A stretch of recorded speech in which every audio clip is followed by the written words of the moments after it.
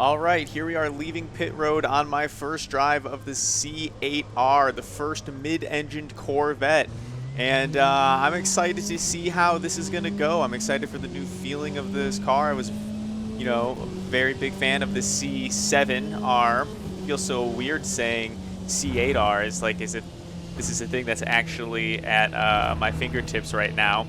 But I want to get the car warmed up, want to do a couple laps, get a couple first impressions going, and just kind of see how it feels right off the bat as this is launched. When I saw it and went to the store to get it, it was only 15 minutes after the announcement. So I'm excited to get a little bit of time. Just by that I mean, quite frankly, a little bit of time to see how this feels blind and for the first time. And just judging by this first tiny bit of cold outlap that I've done, this is really awesome so far, and I'm loving so far what I am feeling in this setup, the baseline setup of this car.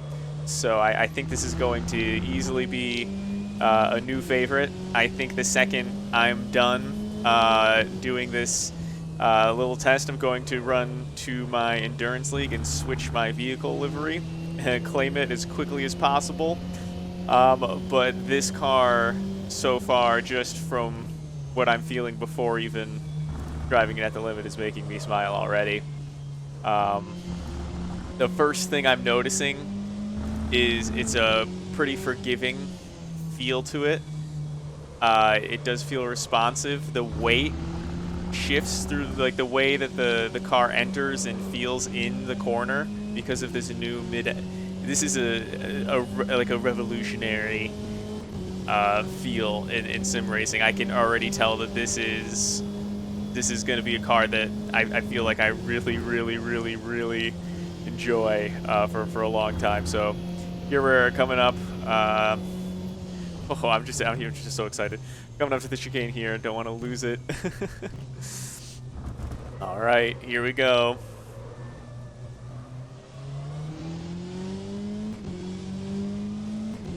Let's see. Bust this up just a little bit higher.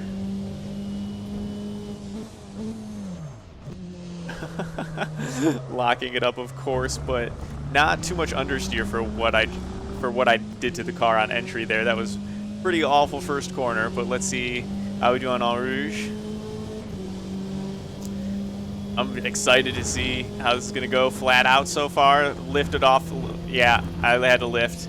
I think that was probably my fault, not the car's there. That was definitely a driver error kind of situation. Please forgive me, it's a brand new experience. But let's see how we do on the rest of this course here. That way too early on the brakes there. I just didn't want to make any mistakes, and of course I'm still learning, but I think this car actually can brake much later than what I'm used to, just by the way that how much we stopped so quickly. Oh, I'm loving this. Woo-wee. So yeah, this is the best GTE car, at least I'm gonna say off of feeling, and of course personal preferences don't dictate everything, but this car just has an amazing feel to it, and even the 488 doesn't feel like this. This is responsive. And this stock setup out of the box is quite amazing. Oh, the way we just slid through that corner too, and the way, oh, this is it. This is the move. And I'm so surprised at this bundle, even though it's relatively small, only 3 cars, but I'm surprised it was only $10. All right, let's see.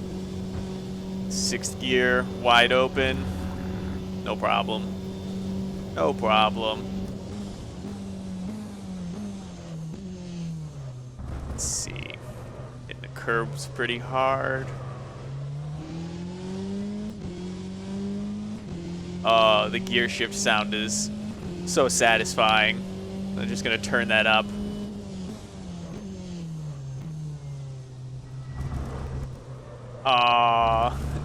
jumping the corner again. Well, not again. The opposite problem as the last time. But let's just take this up Eau Rouge for one last time before we get into the LMP2 car.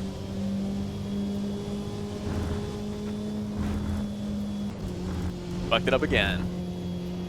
I want to make it through Eau Rouge once complete in this C8R. So we're going to make sure to make that happen before we get that LMP2 car. All right, here we go. I know we can do it.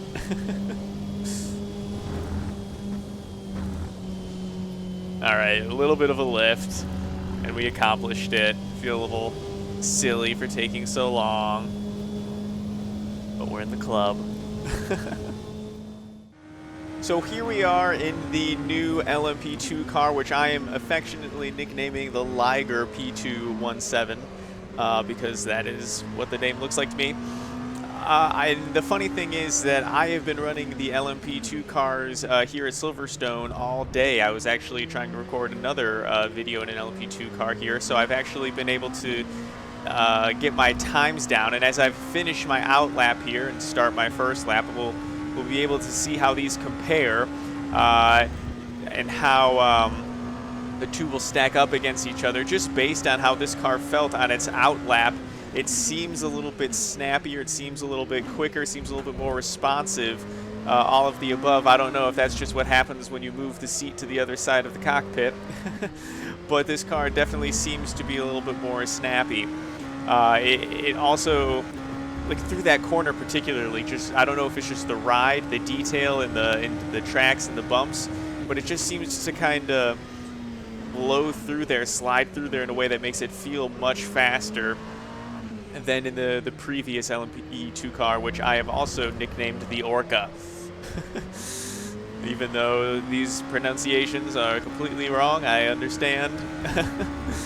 More of a white as well not try kind of approach. But here we are. I think we'll probably be able to do better at Topsom Curse as I fly off the course. I was going to say I think our second lap will probably be a much better performance than this first lap. This is our very first lap in this car. So, of course, I think the second one's going to be a little bit more, a little bit faster. We'll have some the experience under our belt, but I'm already warmed up to this track combination and car type. So I'm interested to see how this next lap will perform. But just as the same as with the C8R over its, the predecessor of the C7R, as well as just everything else that's in the GTE field, this car does feel superior to everything else that is in the LMP2 field and into the prototype field. I am excited to see how the Cadillac is going to feel and how that'll compare, even though it's technically not an LMP2 car as it is the Daytona Prototype. So 155, so that is about where I was pulling my faster laps in the LMP2 car, and we took a couple turns a little bit wide, so let's see if we can really hammer down a quicker time than that here. So this was the corner that we took really wide, so that was much faster. I imagine if we can hold to minimal errors throughout the rest of the course, we can get a faster time, but let's see how much faster, because if that was with mistake and we were at kind of our fastest time in the LMP2 car, and I was running for about an hour and a half, 2 hours, so if that's going to be our fastest time, I'm interested to see how we can squash it here, because it feels like certainly we will. Maybe it's in need of a balance of power or something, but I am excited to see. Oh, this was also the other big, there we go, keeping it on track. I forgot that was the big trouble there. Lost a little bit of, lost a little bit of time in the other corner. That corner went completely off track. All right, and now let's send it all the way home. Let's see. I've got a feeling, I don't have any splits on, but I've got a feeling that this has to be faster.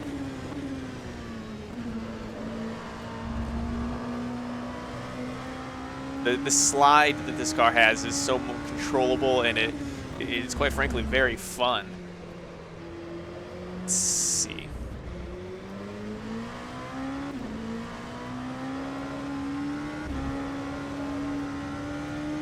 see, this has got to be faster. 153. So we found 2 seconds of speed in this new car. So it's not just a feeling. This car is definitely faster than the other LMP2 cars out there. So that's actually pretty interesting. So it makes me feel like that Corvette really is as good as it felt. And it wasn't just first time excitement. I'm pretty excited about this pack, but yet again, we still have one more car to go through.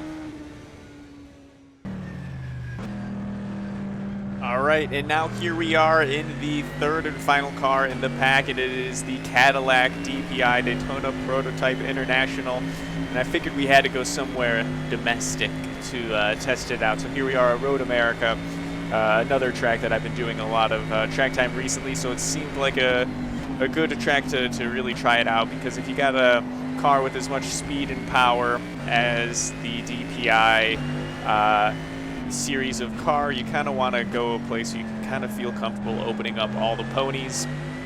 And it is very possible that this is the best racetrack in the country, so it seems like a good idea to bring the prototype here. And the constant theme that I'm finding in this pack that is very true even with this car here is that the greatness and amazingness and what makes it really fun is extended to this prototype for the third and final, you know, appearance or item in the package. And listen to how it sounds.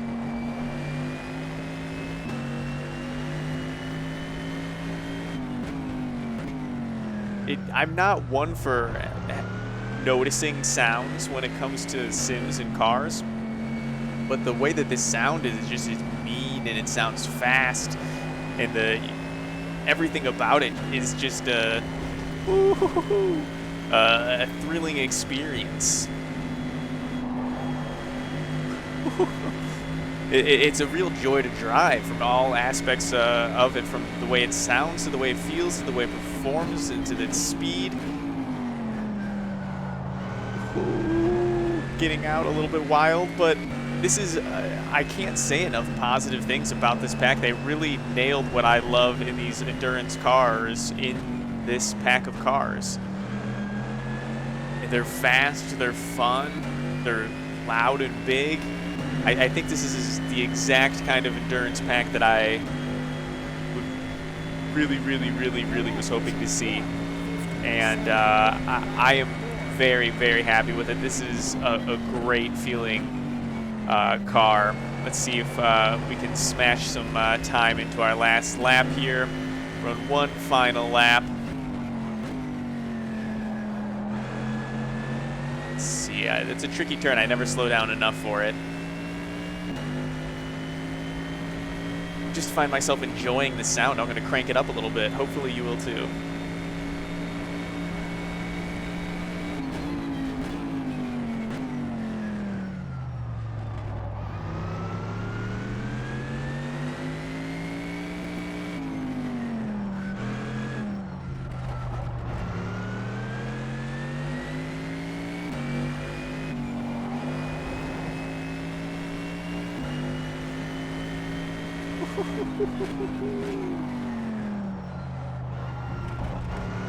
Super wide.